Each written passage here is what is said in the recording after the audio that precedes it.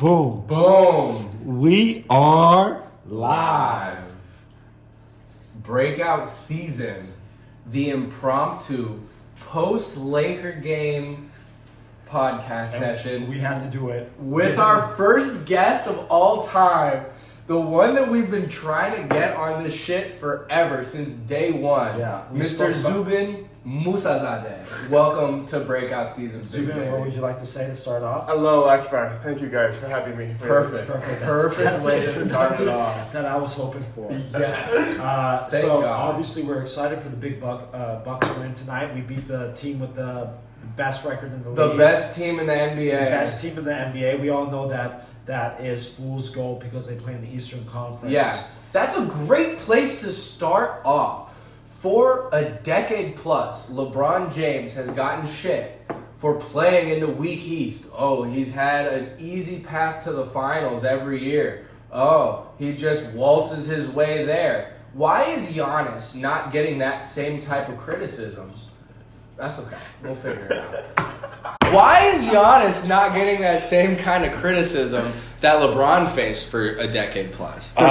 Sorry. Well, let me just start off and say my opinion because I have a strong take on this. Let's hear it. I think because the hype behind LeBron when he came to the NBA was way greater than Giannis is. Yeah, and Giannis came out of nowhere. Giannis came out of nowhere, and he's kind of been this inspiring story about this person who was found in Greece, and he was selling CDs to kind of help his family survive, and all of a sudden his goal was to be an NBA player, let alone an NBA superstar, let alone an MVP player. So the fact for him, he came in with a lot less pressure, there was a lot less scrutiny, and there was a lot less eyes on him. And I think because of that, he's faced a lot less criticism early on in his career. People have been keen to criticize LeBron in everything he does. Like every little thing LeBron does. He's been the most criticized athlete crazy. that I can When think it comes of to in life. Giannis, there's a lot of fans that are neutral. They don't love him or they don't hate him. When it comes to LeBron, you either love him or you hate him. He's very polarizing. That's a good point. The whole move to Miami, the decision, how everything came about. That's a great That's point. why. That's why. Like, That's- there's no in between. That's LeBron's People biggest carry mistake that he's ever made. By far. Yeah. And But- in retrospect, it's really not that big of a deal. It was a bad look. Other than that, his record is spotless. Right. There's no cheating scandal. He hasn't gotten so much as a parking ticket his entire career. And yet he gets the most flack and the most criticism out of any superstar athlete that I can think of across the board, which it's kind of wild. I mean, going back to your point, if you're talking about the East Coast has been whacked for over a decade now. Maybe 2 decades has been. Yeah, pretty it's much. been a week. But When was the last time? When it comes to LeBron, it's like it stands out more because some people hate him, so they want to use anything that they can against him. Like, I do not like LeBron. I'm a Laker fan, but I do not like LeBron. Yeah, How do you I not say like it. LeBron now? Because That's weird. It's because He's still the same, bro. I've had the mentality. Listen, I want the Lakers to win. Do I prefer if the Lakers can win without him? Yes. That's how I would prefer to win. But I'll That's say it. But okay, so all right, let's dive into this because I was like you. We were on the same page for many years. I'm a reformed LeBron hater, and I'm not afraid to admit that fact. If you've ever watched the podcast, you know how I used to feel. I was a Kobe apologist. I still am to this day to a certain extent, but I have fully embraced LeBron since he became a Laker. And it's been an easy transition for me just because I'm so loyal to the Lakers that whoever puts on that jersey is going to have my support regardless. And LeBron coming to the Lakers has allowed me to look a little bit more objectively throughout his career. There wasn't really too much of a Kobe-LeBron direct rivalry. They never met in the playoffs. There was a lot of mutual respect. The rivalry was amongst the fans. It was indirect. It was very It was indirect. very indirect. Yeah, it was indirect completely. But you are a big Kobe fan, huge Kobe fan. and you know, And I wanted him to be better. right. Yeah. And I think that's what it boiled down to, right? Say what you will about who's better, whatever, that's a different conversation. The bottom line is we've been Lakers fans like our whole lives as far as As far I'm as a little bit know. different than you. That you are. I think you are a Laker fan first. Yeah. I was a Kobe fan first, Laker fan second. Okay. That's so I I think found out about myself that later makes on. sense. Yeah. I think that's bringing why the you heat. feel this way. Yeah. Off the jump, he's bringing the heat. I love it. Fantastic. Okay, so for me it was an easy transition. As soon as LeBron put on that Laker uniform, I was gung ho. All right, let's do this. He chose us. He's trying to make us great again. That's fantastic.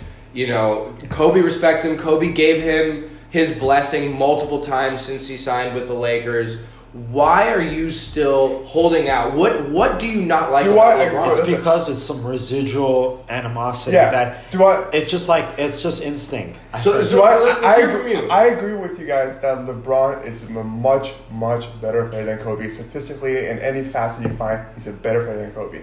So for a person like me, I cling on to whatever I can get to that holds Kobe so higher. Like for me, in my mindset, even so, Kobe in his prime and LeBron in his prime, if it's like a game 7, like I want someone to finish out a playoff series to win the game. Wait, you mean, I still want. You mean Kobe. like the game in which Kobe shot 7 for 24 against the Celtics, or You can always find, but fine. And then Ray Allen, like he's I the think one that's that. fair. Look, I just think think the that one like thing- that is like overhyped. No. The fact that like But I think Kobe's Sean a Marion big the one shutting down thing LeBron. to this day that I give Kobe over LeBron is the killer instinct at the end of the That's game. what I still think he has And that over. the absolute lack of any remote feeling of fear that Kobe had. Like Kobe embraces that moment, whether he misses or makes that shot. He lives for that. He's in the I zone think for that. more so than LeBron, LeBron- and thus I would rather have Kobe take that last shot. Kobe is better than LeBron at one thing.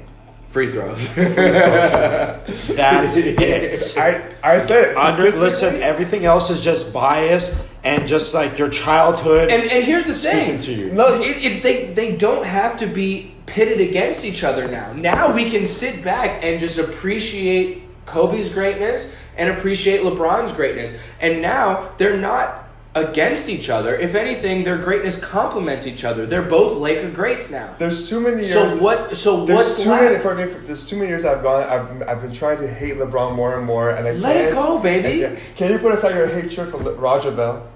Yeah, I mean, to a certain degree, and I'll tell you why. Because Raja Bell has given Kobe props in the years since their That's crazy confrontations. Raja Bell has That's said correct, though. many times on the record how much he respects Kobe.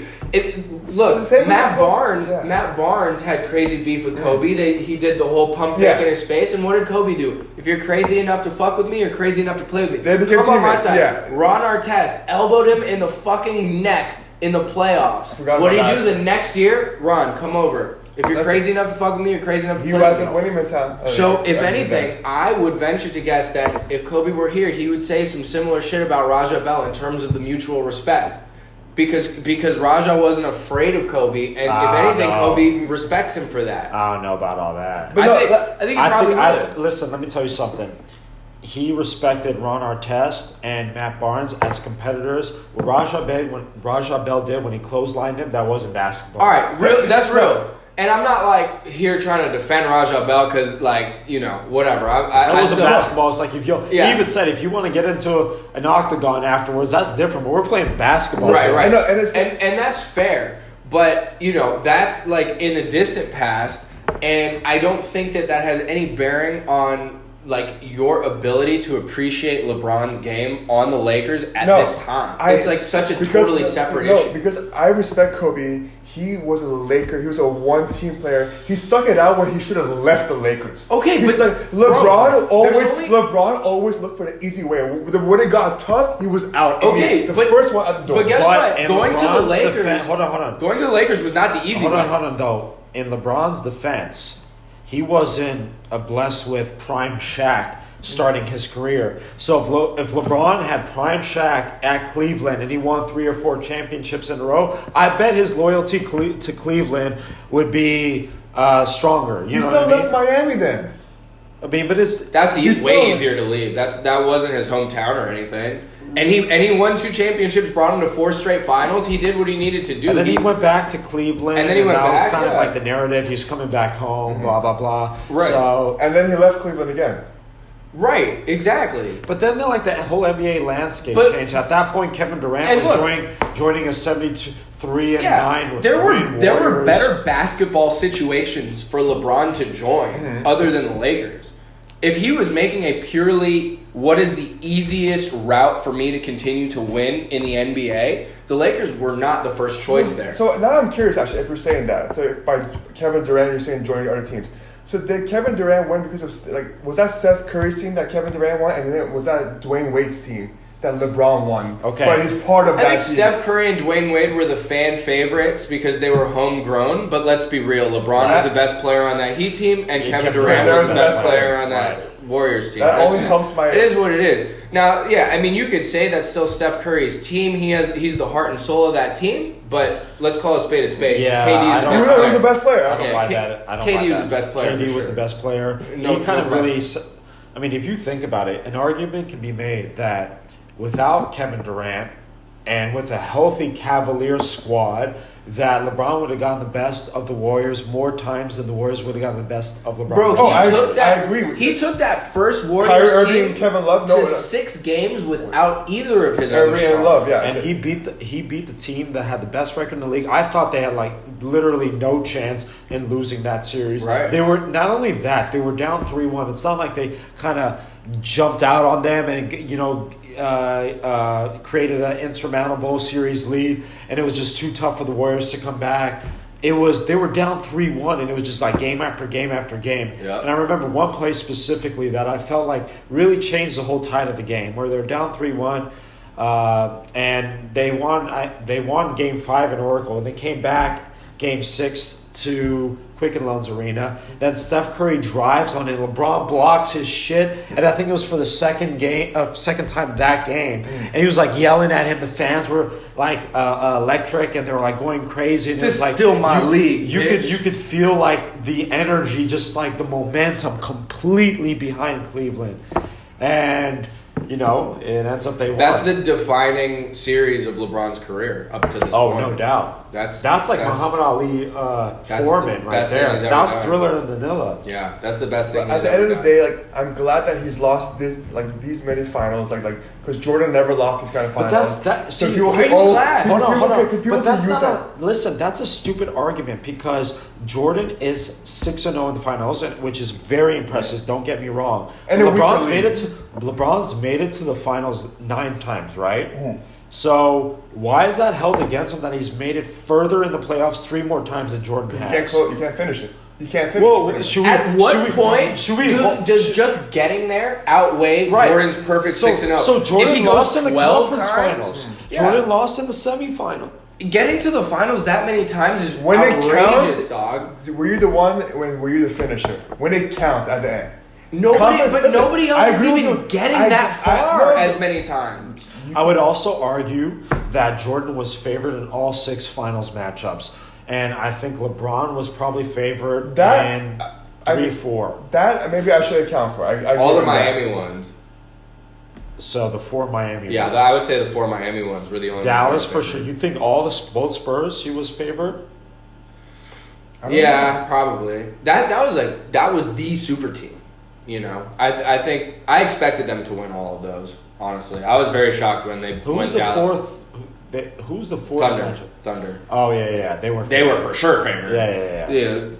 KD, Harden, and Westbrook were all 20. They were favored over the Spurs. I mean, that's kind of a wash, but yeah. I mean, they were more dynamic, more athletic. They had. So you could make an argument he lost 1 series or 2 series that he was favored in. I guess that's. But still, 9 times, including 8 in a row, dog. Yeah. That's some Bill Russell shit. Yeah, but if Jordan, not to play devil's advocate with myself, Jordan never retired from baseball, there's a good chance we're talking about 8 straight. That's true. That's all strictly speculation. But who knows? Yeah, I mean, who knows? Yeah. Right? So that's hard to say. But, I think at some point, just the sheer amount of finals appearances has to outweigh Jordan's 6-0 record. Always the bridesmaid, a few times the bride. So that's what we're saying right now. What? He never closed out the deal. He's always there. Yo, you see this? You see He's not the finisher. He's always just there. He's there. He finishes maybe a few times. How do you think they got there? No, Yeah, You think it was Boobie Gibson? No. That's what I said. That's what I said about the Kobe versus LeBron. You think it was Mo Williams, bro, that got them there? LeBron brings them there, but he's not going to be the one that carries them over the line. Who's Kobe's favored? the one that carries them over the you line. can only do so much by yourself. It's a 5-man team. Who's favored in the 08 finals? I think Celtics a little bit. Were they? I think so. They had 3 stars. Yeah, aging stars, but we were like super hot coming in that We series. We beat the Spurs in 5 games. I know. We were 1 year ahead of schedule. We were beat the Spurs a little in 5. bit uppity. Who that won year. in 07? The Spurs, right? Yes. So we beat the defending champs in 5 games. In 5 games in the Western Conference Finals, yeah. I don't know if we were underdogs. Including a 30-point blowout in Game 2 that I attended. I was with you. What's up? My favorite moment from that, we were walking out of the arena after a 30-point blowout, and this dude in front of us was having a conversation with the people that he was with, and he's like, "Oh yeah, I'll be back for Game 5, if there is a Game 5," assuming like we might sweep them because it was so dominant. I was like, "Let's go!" There was a Game 5 and we won, but I was just like, I love the confidence. Yeah, that was my last playoff game, actually. Really? Yeah. Yeah, that's what's up. I think I went to like a first round series in 09 against the Jazz. And I think that was my last playoff game. I think if we meet in the conference finals with the Clippers, I want to go to one. Yeah, we got to go to a game. And I'm going to fight. No, but how expensive is that going to be, though? It's going to whatever, be fuck like it. You know. How much? It's going to be like $400 or $500 for like nosebleeds. For yeah. nosebleeds. Oh. Unless we can look. We need to finesse Derek out of some fucking Clipper tickets. Let's not put his name out there. We got a friend that works for the Clippers, and his name is John Smith, not Derek at all. And yeah, you know, hopefully for one of those games. Yeah, but he's probably gonna take you and like his other homies. He's not gonna take like Zubin and I. Well, maybe Zubin's homie. I might get in there. I actually asked for some because my birthday's coming up. I'm like, dog, what's good with Sunday? Can I get some birthday tickets? He's like, this is when you're put on blast right now, but okay. He's like, I can't. I was like, damn. But you know, yeah, I'm down. Like, if we can get some nosebleeds for like $300, So I have a question for you. This year's playoffs, if LeBron chokes, does it have a huge impact on his legacy or no? No, I think at this point his legacy is solidified with the 3 NBA championships that he has, and anything that he does, positive or negative, is just kind of gravy at this point. In comparison, I think he's like solidified, to Luke's point, as like the second best player of all time. Yeah. And I don't think there's anything he can do to mess that up at this point. No. He can only add to his legacy. He could like potentially make a case for greatest of all time. I think ultimately I will still pick Jordan over, even though I mentioned like it's impressive that LeBron made it to a lot of finals, because I value peak performance and like at their best who was the better versus longevity. And I think LeBron at the end of the day is gonna like have a stronger case from, if you look at the totality of his career, you know what I mean, from start to finish. I will say this: if LeBron James wins a championship in Los Angeles, he is the GOAT.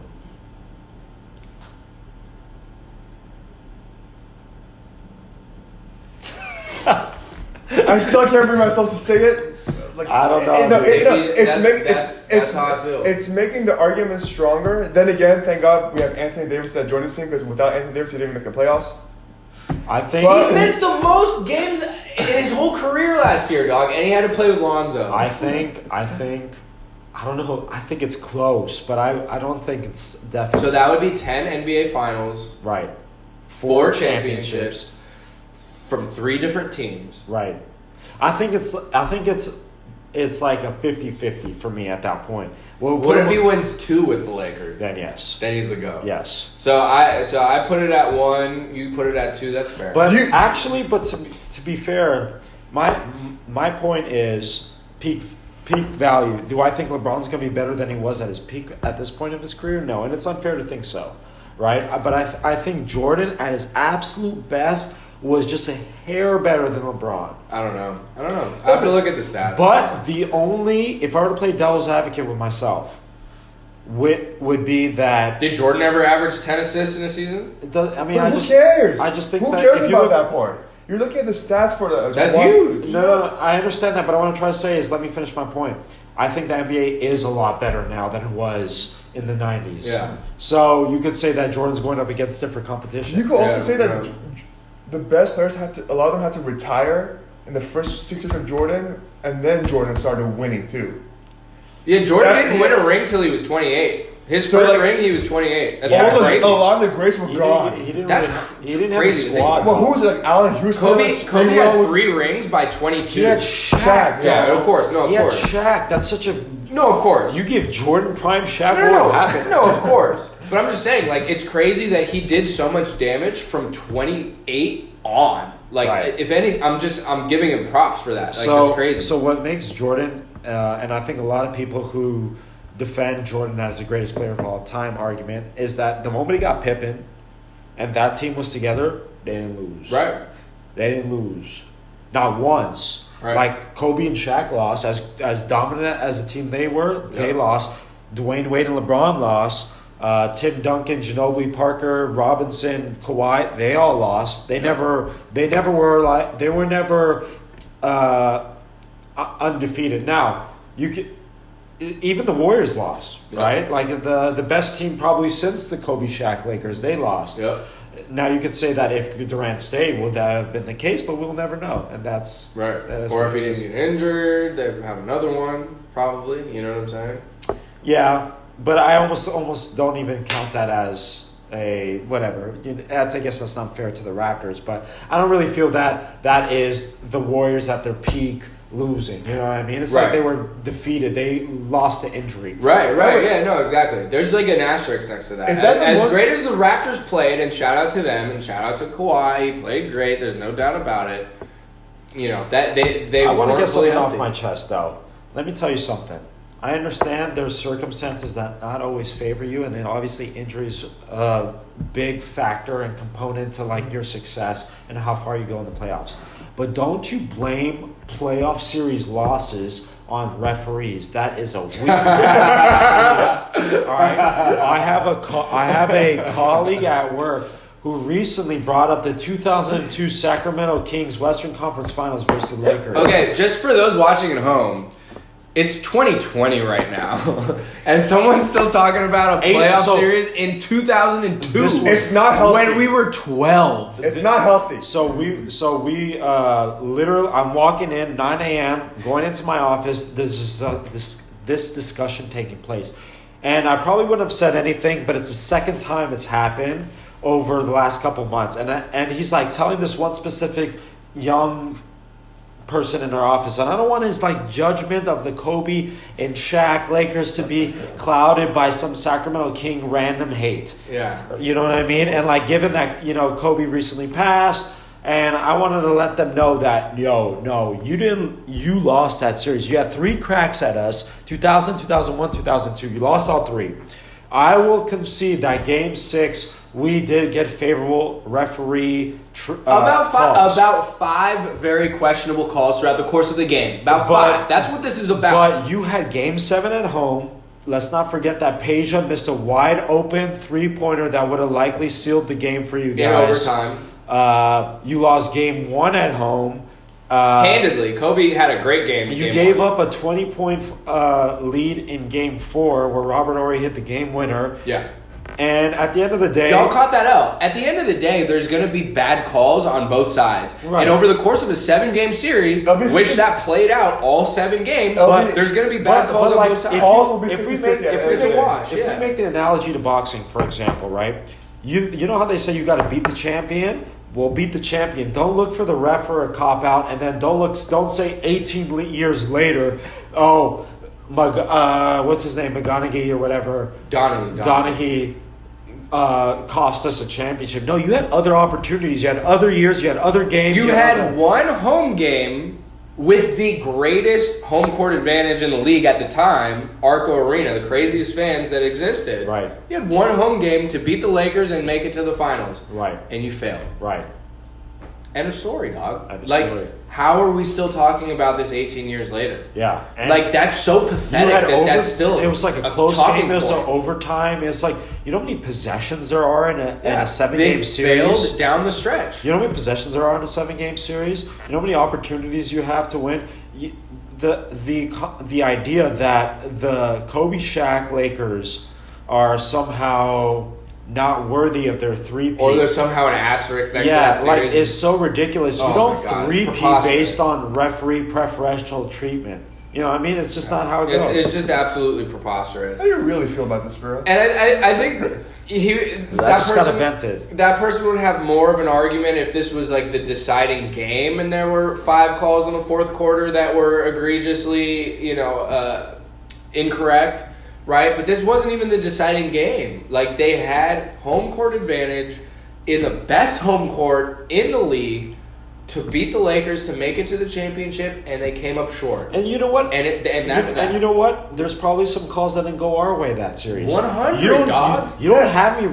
You don't see me writing it down in a notebook. Nope. And Yeah. presenting it 20 years later. Never. Hey, you remember that Phoenix Suns series in 2006? Yeah, Well, let me exactly. tell you a couple things that Right, happened. right. Tim Thomas had his foot on the line. Blah blah blah. No, none of that. No. Never made any excuse. The Suns beat us. We blew it through 3 games to And 1 if you series think lead. about it, like, as shitty as the NBA referees can be, can you think of a championship that has been decided because of poor refereeing? Because I can't.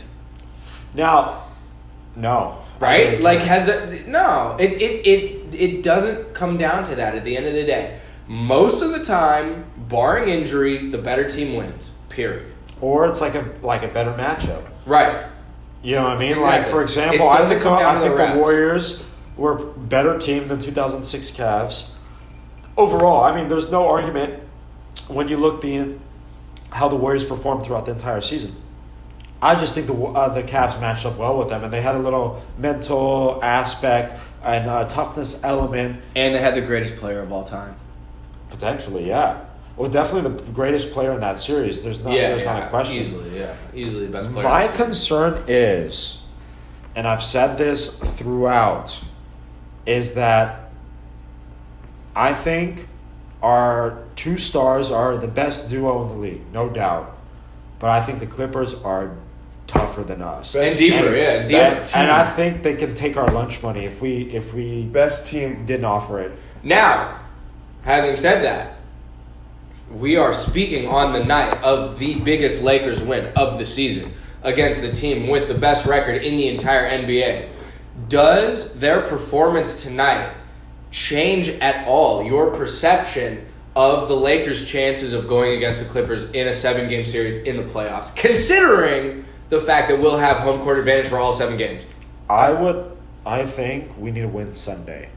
That's what I think. Because we can't get swept 0-4. Right. Or even 3-1 would be atrocious. Like we need to at least win. We need to win both of these next 2 matches. And then what a statement it is. Now let's say the Lakers do come out this weekend beating the Bucks, who are on pace to win 70 games this year, beating the Clippers, who are favored to win the championship, and a lot of people are picking them to win it, right?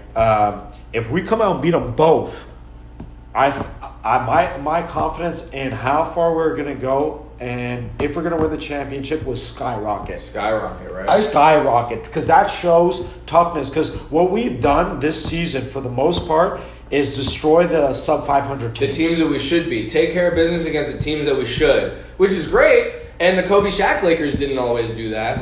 But what they did do is always show up for the big matchups. I saw LeBron show up today. Yeah. I saw Anthony Davis show up for half of the game, the second half. The Well, first he half, was in foul trouble. yeah. But like that's the thing. Against the Clippers, he needs to dominate, and I want to see him attack the basket more and not just Agreed. go for a fadeaway shot. I'm I was- so annoyed with how often he settles for mid-range jumpers. You call it about like he goes with a height. I think just the physical. Anthony Davis is not a dominant big. He needs to be physical. There's a difference between him being an elite NBA player, which he is, versus being a dominant big, which is imposing your physicality on the other player. in the low post specifically. Yeah. Right. On the smaller on a guys, drive too. or something like that. Like Well, he Zion can is do dominant. that. I mean, like, he's great on the drive. Basically, he is a guard with big man size. So that's not a dominant big, though. Right, Yeah. right. If I were to say, hey, what's the first thing that comes to mind when I say dominant big? Who's the first player? I mean, like the Shaq. The kind Right, of that makes sense. So what about you? Probably Shaq, right? Yep. What's another example of a dominant big? You would say off the top of your I mean, head. from like Omar Stoudemire, how he attacked him, but Tim Duncan, Kevin Garnett. Like Mark those guys. Stoudemire's a terrible answer. He did a bunch of, like, fucking baseline jumpers, dog. No, but No. Steve Nash helped them attacking their basketball. Another dominant big would Tim be Duncan, and those guys. Yeah, I mean, Tim Duncan had a post-up game for sure. Yeah, absolutely. I would say Tim Duncan dominant. Wilds. Yeah, Wilt, of course. Kareem, of course. Sure, Hakeem Olajuwon and everything. If you want to put those guys in. But the thing is, there's not really a post-up game in the NBA to speak of today across the board. So if anything, Anthony Davis is the quintessential modern NBA big. He has a face-up game. He can shoot jumpers. The point I'm trying to say is that we can't say that, oh my God, the Clippers are too small against us when there's not a real threat to punish them for their lack of size. Agreed. You know what I mean? So we can't be like, oh, what are the Rockets doing? PJ Tucker? Okay, well, the Rockets, I think, is an extreme example that is not going to hold up over the course of a 7-game series. Dude, they've been playing well. They've been better than they were without him. The Clippers just blew the fuck out of them. Well, just because the Clippers are the best, really good team.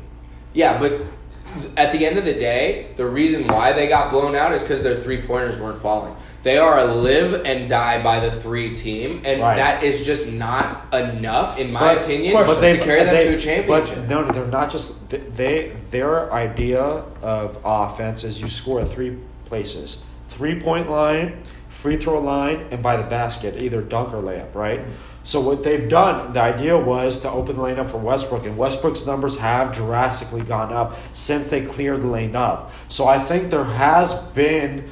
Obviously it's a risk. I'm not denying that there's not a risk by having no big or shot rim protection whatsoever. But I think if you look at the way Westbrook's performed since they've traded Capella, now you kind of got 2 top 5, top 10 players. Number 1, small sample size so far. Yeah, they've been playing great, but how many games has it been? And it's 10? The first game of season 2 for us too. So right. Yeah. Number 2, we're talking regular season basketball. We're not talking playoff matchup where suddenly the rotations shrink, the defensive schemes become better, and the pace slows down typically. Right. I don't think you can sustain running out a lineup of 6'6" players and expect to win a championship. Let me ask you this. I don't even think they'll get to the Lakers. Let me ask you this. I agree with you. I think they're a one-trick pony. But I think it was a Hail Mary and it's a shot worth taking. Because I didn't think they were going to win it before. For them, yeah, for sure. I didn't think they were going to win it before. So now it's like, now if you get Westbrook putting up 30 on 55% field goals and Harden doing his thing, and if the threes fall, then you have a really good chance. I think it's a gimmick that teams are not necessarily experienced with going up against during the regular season. By the time the playoffs come around, I think people will figure them out. I am not afraid of them whatsoever in a 7-game series. But back to the main team, the Clippers. Sunday preview. Who's going to be guarding Anthony Davis? And double team Montrez. Yeah. What do you expect from Anthony Davis against Montrez then? No. I think Anthony Davis is going to have a decent night, but it's not going to be something we're going to be like, wow, you see how Anthony Davis took over and really established his will and just dragged us to victory. Montrez is a great defender. He's a great defender. He's a bit undersized. But he's stronger than Anthony Davis. See, that's the thing people don't realize. When it comes to post defense, you got to be able to hold your ground. Yeah. As long as the taller player, let's say the player is taller, if you're stronger and you can push them out where they can really leverage your size, then fine. If Anthony Davis is going to kill the Clippers, I should say, by hitting some mid-range jump shots all night, they'll live with that. Yep. Yeah, exactly. I think that's basically exactly what I think. I think Montrez will play great defense on Anthony Davis. Does anyone want another one? Sorry. Yeah, I'm down. Fuck it. Go ahead. Thank you. I think Montrez will play great interior defense on Anthony Davis, and whether or not Anthony Davis has a great game will be determined by whether or not he's hitting his mid-range jumpers and his three-point shots. And it's just different every night. Some nights he's on from that distance, some nights he's not. I don't think we're going to see a dominant inside performance by Anthony Davis against the Clippers because they're not as big as us, but they're tough. And they're not as talented as us at that position. Mm-hmm. I think JaVale McGee and Dwight Howard are both better than Zubats. and I obviously think Anthony Davis is better than Montrez, but what they lack in skill, they make up for in tenacity, in grit, toughness, and hustle. And, hats off to them for that. Do you expect more offensive production because knowing about Zubac will be going against McGee and Howard? Do you expect more offensive production from those two against Zubac then? Thank you. I think for them, any kind of offense is just a bonus. Like, if they're catching lobs, if they're getting offensive rebounds and doing tip dunks and stuff, that's awesome. We're not looking for them to be, 20-point per game scorers. So I don't think we're going to live or die by JaVale McGee and Dwight Howard getting, double-digit points. I agree. By any stretch. There's a potential mismatch there that we're so much stronger than they are that we should be using that. Yeah, I mean, like theoretically, we should be out-rebounding them by a considerable margin. Offensive rebounds too. And typically that's a good hallmark of a winning team is whatever team gets the most rebounds, especially offensive rebounds. So I think we do have the advantage in that regard. Having said that, offensively, I think the Clippers just have more firepower than us, just straight up. Like, I just think they're a deeper way deeper. team. They're deeper and tougher. That's always been my concern. Right. And the thing is, if we're going to beat them in a series, it's because LeBron and Anthony Davis show up and they just dominate. Take over. And they outplay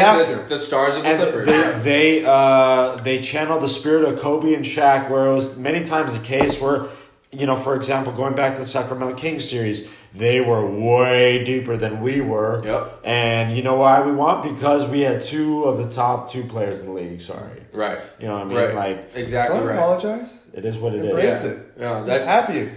That's exactly right. I think it's going to come down to the performance of the stars. I think the role players for the Clippers are probably going to outplay the role players of the Lakers. Do you think tonight's game, for the role players, because it was definitely a big matchup, they kind of their defense was great. They missed a lot of shots, so maybe they kind of got a little bit of the jitters out, and they'll be a little bit more relaxed and ready for the Clippers on Sunday. Because obviously it was a high intensity game, right? Yeah. Both teams played with a lot of intensity. They were trying on defense. Yeah. We came out, missed some shots. That's kind of an indication of jitters. I think both sides did. Yeah. Maybe we'll be more fluid. I certainly hope so. I think that's a distinct possibility. I don't expect us to shoot a mere 19% from the 3-point line again against the Clippers. So, hopefully that's something that can improve going forward. What was that, 6 for 31? I don't know the exact number, but it was apparently around 19%, if I remember the statistic correctly. So, yeah, obviously, severely under our season average for that particular mark. But yeah, I mean, hopefully we can carry the confidence that we clearly must have after beating the team with the best record in the NBA into the matchup with the Clippers on Sunday. KCP great, Caruso great, but I am expecting more from Kuzma. I mean, that is the story of the season. Decision making in defense and offense. Better shot attempts, better position for defense, and not leaving the guy to double team the other guy and leaving one guy open for the three. I'm with you 100%. It's stop leaving the guy open for just better decision making in general. Agreed. I'm with you 100%. With that being said, the matchup tonight was overblown in my estimation because it was Giannis versus LeBron. The real matchup is LeBron versus Kawhi. That is who is really the best player. Yeah. It's between those two because, as physically dominant and gifted Giannis is. He is a freak. He has a wingspan of over 7 feet. He has an athletic ability of a guard. He has tremendous leaping ability. He's strong. He's shown a progression in his game as far as the offensive fundamentals. He's dominant defensively. I have high praise for Giannis, no doubt about it. But Kawhi better, dude. Kawhi, and we saw it last year in the Eastern Conference Finals. Who's the better? He's like, I'm gonna guard him, and the entire series changed the moment that happened, and I'm interested. I think that's gonna be. Can LeBron carry this momentum? If he has another dominant performance against Kawhi and locks Kawhi up and does a good job against him, I think he has locked up the MVP award. He deserves it. So much if that happens. I think Lakers against Clippers, both Kawhi and LeBron will be amazing. It's going to be who's going to be the second and third best players of each team.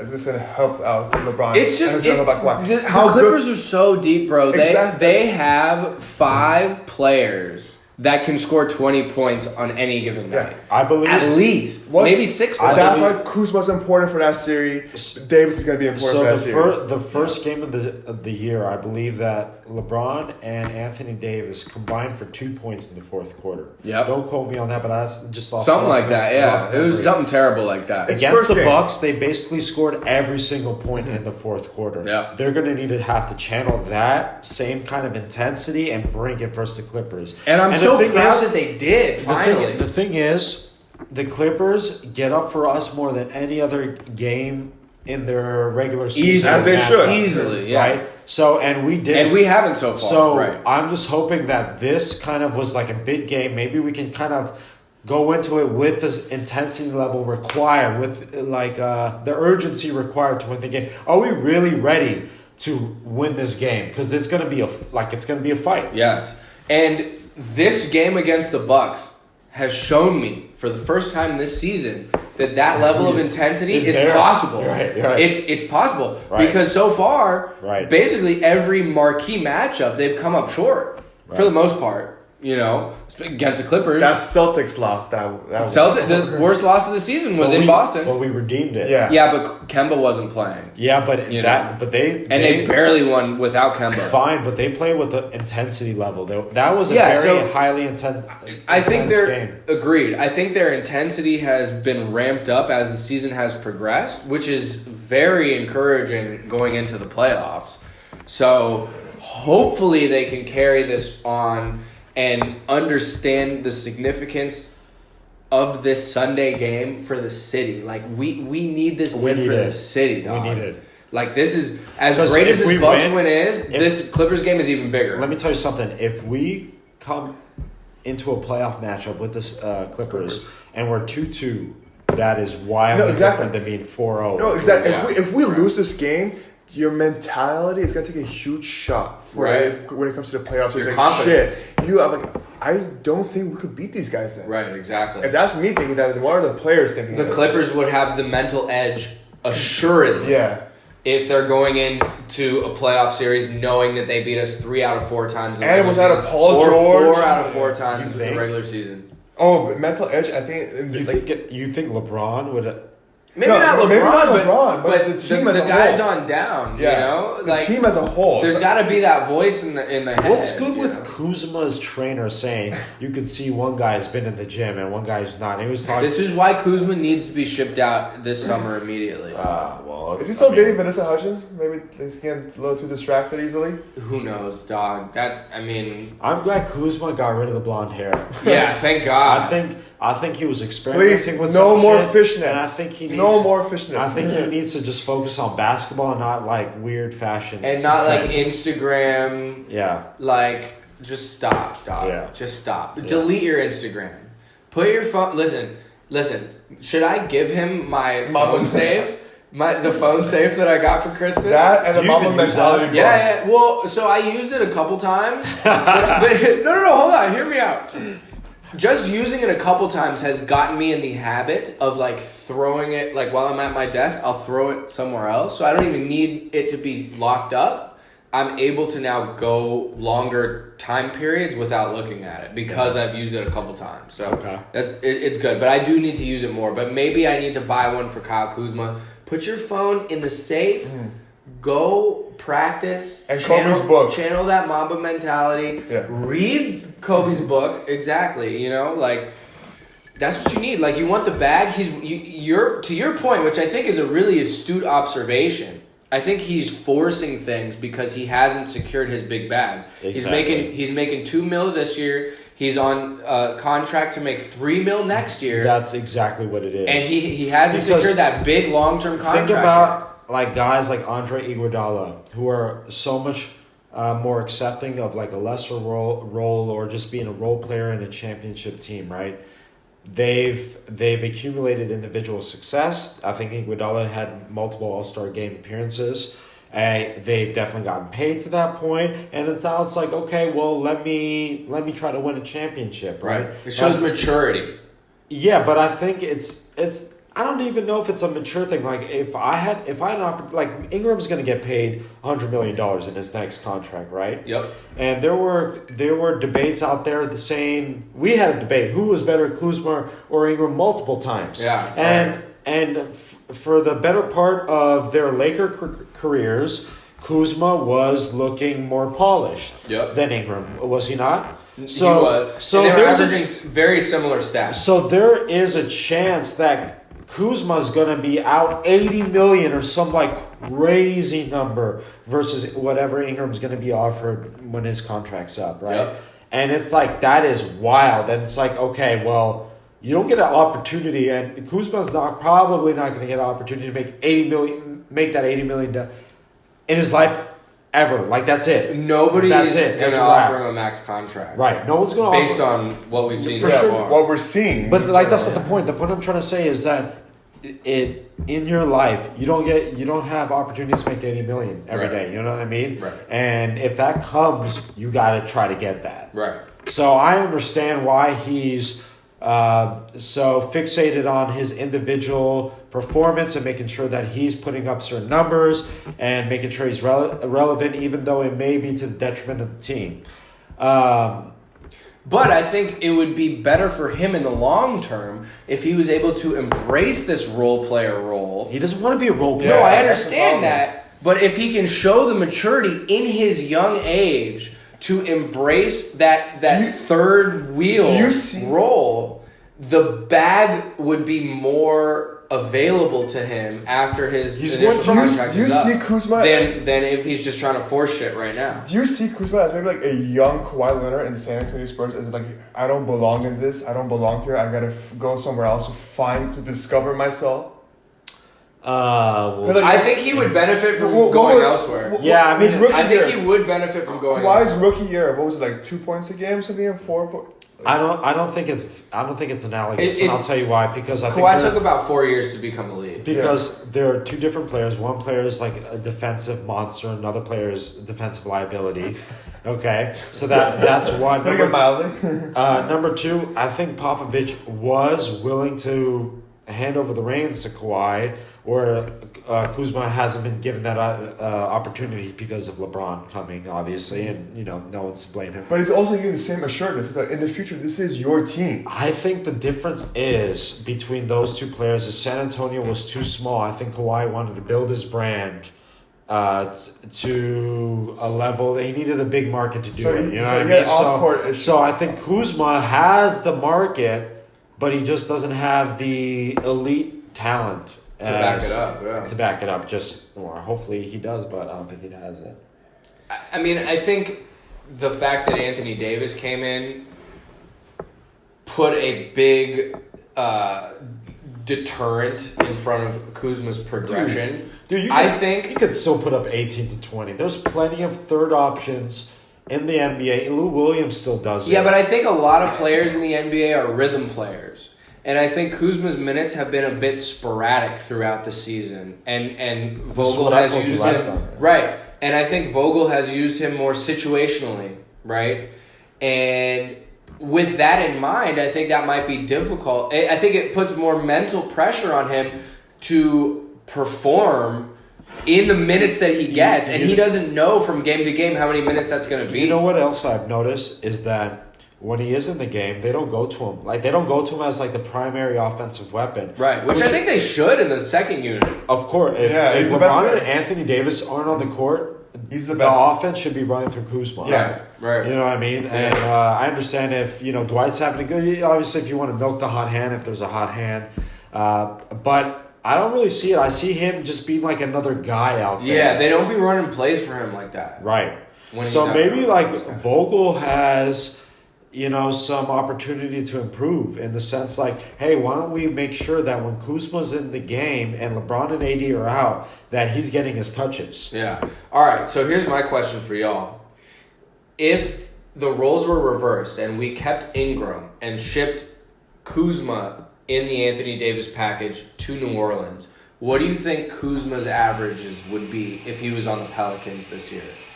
I feel like at least 18 points a game. 18 a game. At so least. last year, Ingram and Kuzma both averaged 19 a game. Mm-hmm. So you're saying in New Orleans, as probably the number one option on offense to start the year. At the start of the year, no Zion. Right. Yeah, okay. So you think he would still get about the same? No, I'm saying at least that. Like, he would not be going like lower anymore. Okay, so you think he would be the same. You don't think he would have exploded in the same way that Ingram did, given that same opportunity? No, he will have. You're right. He will have a lot more shot attempts. He probably go more. Wait, why? Huh? Why? Because it's the same team, and Zion's not. It's in New Orleans. Zion's not there. He was getting shots. Yeah, he was getting shots last year. What you mean, dude? I think he's at 19, 20. So you think he would essentially stagnate, even given the better opportunity that Ingram had? He's not getting it. No, he's still getting. Last year he had an amazing opportunity. Let's not act like it's way different this year than it is last year. Last year, hold on. Let me just finish my point. Last year they all both had. There was no clear number one. They both had. Everyone had opportunities to score. Kuzma and Ingram were definitely the focal points of the offense. It's not like it would be drastically different of the opportunities he would have. Now, so with that being said, I think Kuzma would be maybe 19, maybe 20, maybe improve a little bit. But to say that he would be on Ingram's level that he is this year is unfair to Ingram's growth. So you think that given Ingram's opportunity in New Orleans, if Kuzma had that same opportunity, he would not have made the same kind of jump that we've seen Ingram make. Okay. Yes. Because so you think Ingram is better? You know why? How many players in the league average 25 plus points in a game? It's not a lot. Yeah. And there's a lot of bad teams, a lot of players with good opportunities to put up buckets. There's not a lot. Not a lot. So Ingram's probably top 15 scorer in the league? Yeah. Something like that. So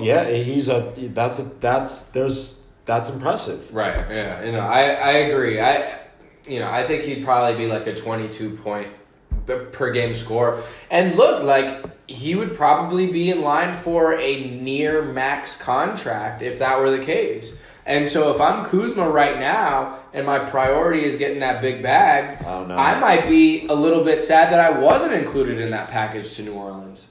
Yeah, that's kind of a crazy thought, but for his individual success, and his money situation. But an interesting point that you've made. I don't think Ingram would have done well at all with this team. In this structure, if we were if whatever reason in a parallel universe we shipped Kuzma instead of Ingram, and Ingram was on this team, I'm not sure it would be a lot better performance from Ingram. I would like to think so. I mean, obviously it's hard. Given his performance this year, it's difficult to say. But yeah, if you give him those same sporadic minutes that Kuzma has experienced, I think it would be a wash. Ingram looked tentative a lot of times. Yeah. Early on. Yeah. And with LeBron and AD there. Yeah, I think it would be a wash. But I think Ingram is just naturally more talented. I think he's longer. I would say that he would do better. He's super balanced. When you see him and he gets he creates a space. He's calm. Yep. He gets the distance he needs to see. He goes and he balances himself in the shot and it goes in. Yeah, and he's so long that like even if you contest it, he's releasing the ball a foot ahead of your I thought his slim frame would actually hold him back, but he attacks the basket. Yeah, I've seen him like absorb some like significant contact, and I was like, all right, you know what? He's definitely not like a power player, but he's not shying away. Right. So do you think that like the reason why Kuzma is still unpolished is that we have a system issue in the Lakers, and that like in this system Kuzma is not flourishing as he should be? I think there's some blame to Vogel. I think he needs to if we're going to be nitpick, because Vogel's about to coach a Frankenstein roster to 60 plus wins, and we all had them at like 50 to mid 50s. Yeah. Right. So it's like he's exceeded our expectations, and he should be given a lot of credit for that. If I think there's always room for improvement in whatever you do. And I think if he can find spots where he can kind of get Kuzma more comfortable, and as a bench scorer, as like a 6-man option, he should try to do that more so. Right.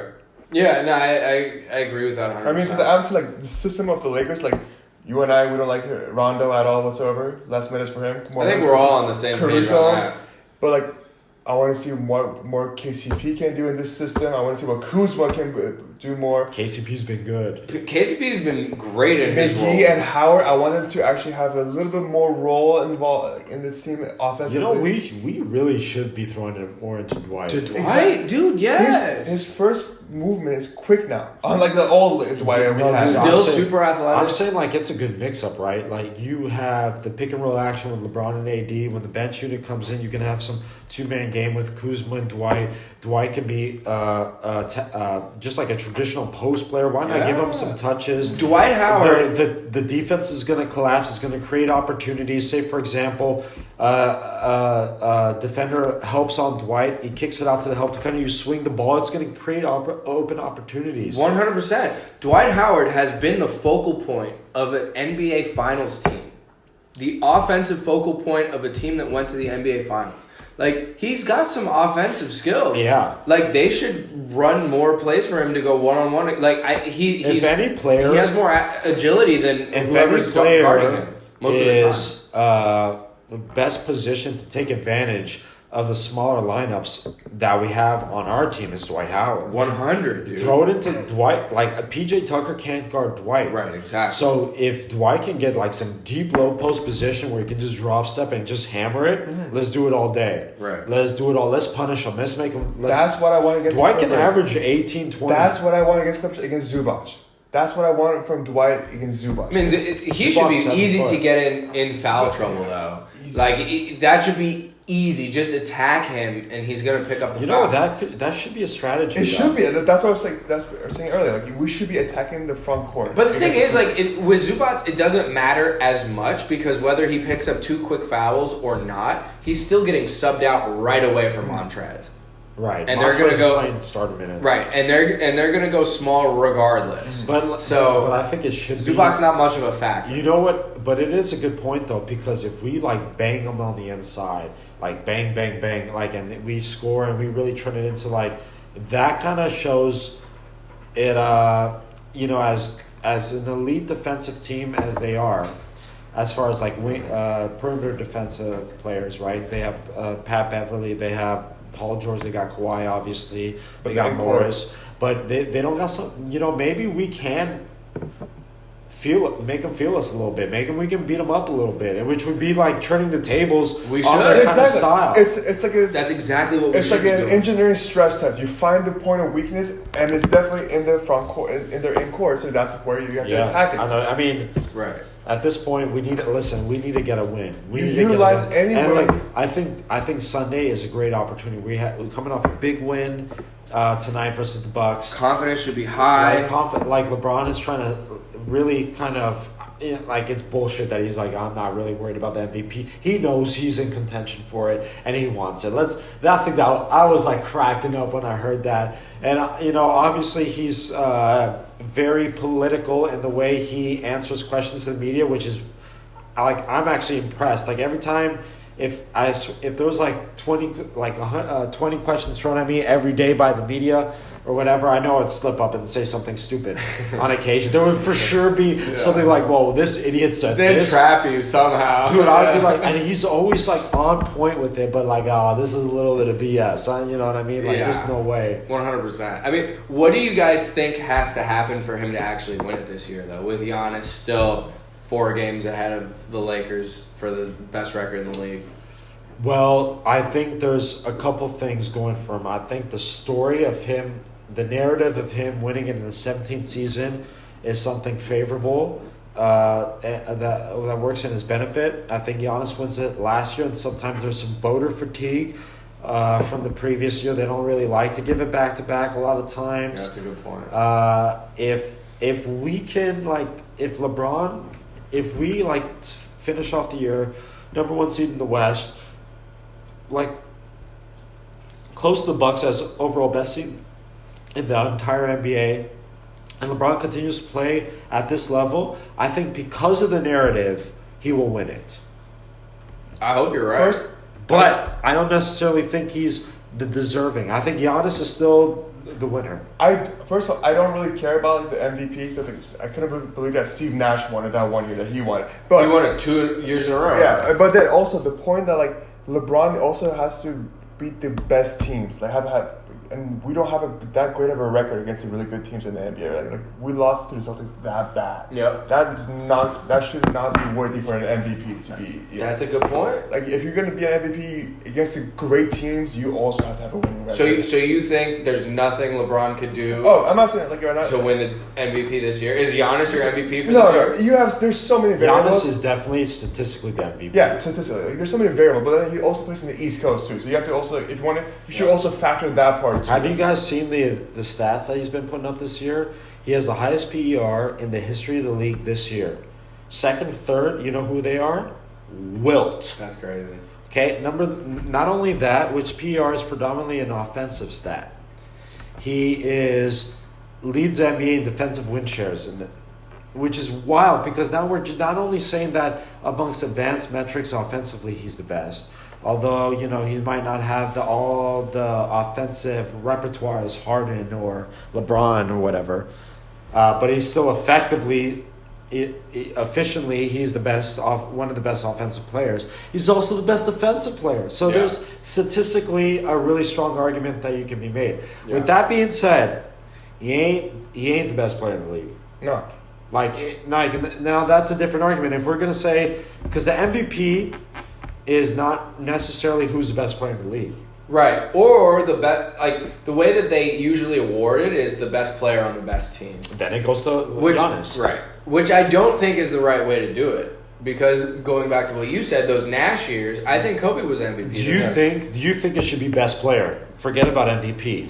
Bullshit, no. Best player. No, I think it should be the most valuable player to their particular team. Meaning, if you remove, potentially, but I think it's if you remove that player from their respective team, how terrible would they be without? I think that it's player? become a little. Who political. would be the worst? Agreed, but I think it should always be if you remove this player from their team. How big would that drop off be? So I think whichever Giannis, team would have the biggest drop off, that's who should get Giannis. it. So probably Giannis. Throughout this entire game, we were saying how bad this Milwaukee team is, but the system's so perfect with Giannis. How they if they didn't have Giannis, they'd be 500. They're all over. If lucky, as Chris Middleton is their best player. Oh my God! I'm sorry. Going back to the Lakers, this is why I'm a little bit jealous of Milwaukee. That system is perfect. They're all overperforming. I want the Lakers system to be over like everyone to be overperforming than what they actually really are. But here's the thing: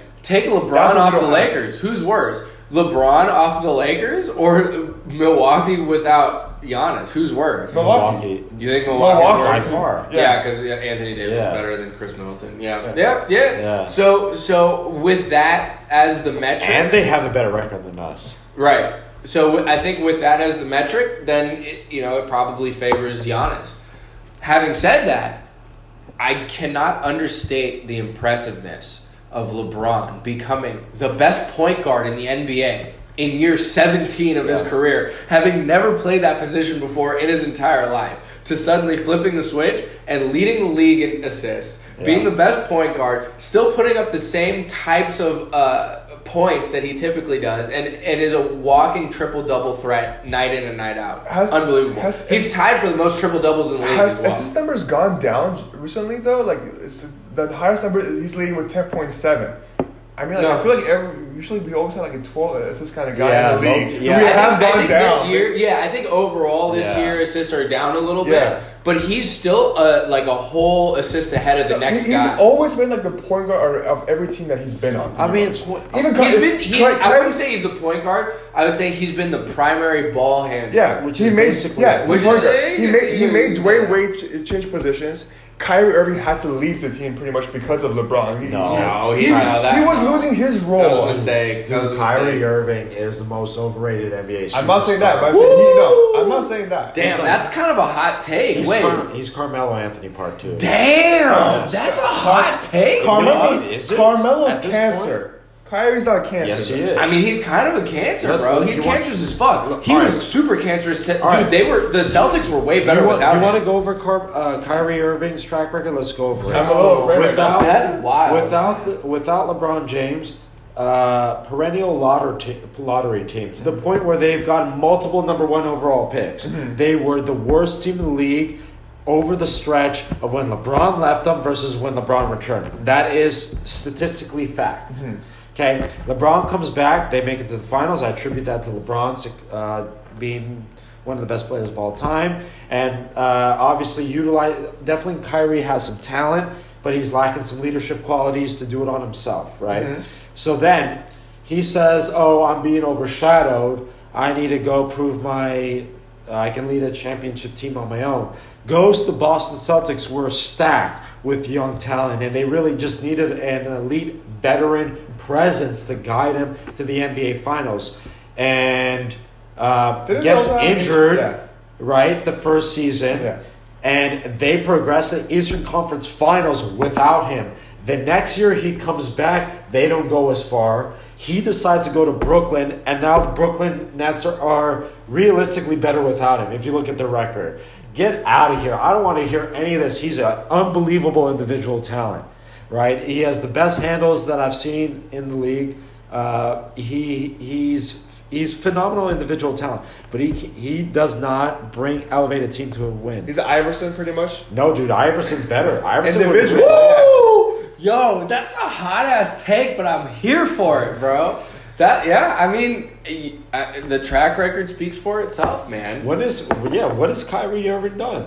Everywhere he's gone, controversy has followed him. Yeah. No, my argument was like LeBron can't have a point guard in the team, a star point guard kind of player. He needs to be the point guard. I don't know. I feel like if Chris Paul was on the Lakers, that'd be a pretty fantastic. No, it won't work. It will not point though. No. The ball needs to be in his hands. Yeah, he can't. Yeah, I mean, he's had the most success where he's the primary ball. If you have a star point guard with LeBron playing on the court, he'd be useless for a player. But he has never embraced the point guard position to the extent that he has this year in year 17. He's never played point guard before, really. You may say There's always been a point guard on the roster, whether it's Mario Chalmers, whether it's Kyrie Irving, whether it's Maurice Williams. There's always been someone there that actually is a point guard that, brings the ball up the court here and there, whatever, right? This year, LeBron is the starting point guard for the Lakers. That's the position that he played. Unprecedented in year 17, and for him to be succeeding at this level is unbelievable. I hope we win on Sunday, and I hope LeBron gets MVP, and I'm ready for the playoffs. Me too. I can't wait, dog. I can't wait. So, should we wrap it up? We should wrap it up before the coronavirus gets us. Yeah, shout out. Do we make any kind of cliffhanger comments? Our goodbyes. Zubin, would you like to say anything? Yeah, you have the floor, Zubin, as the guest, as the first guest in the history of Breakout Season. In this upcoming election, please vote and vote with your goddamn wallets. That's all I'm gonna say. Vote with your wallet. That's fire. All right, and with that common sense. And with that being said, please exercise common sense. We out. And stay healthy. Always. Wash your hands, y'all. Less drinking. Or more. I don't know.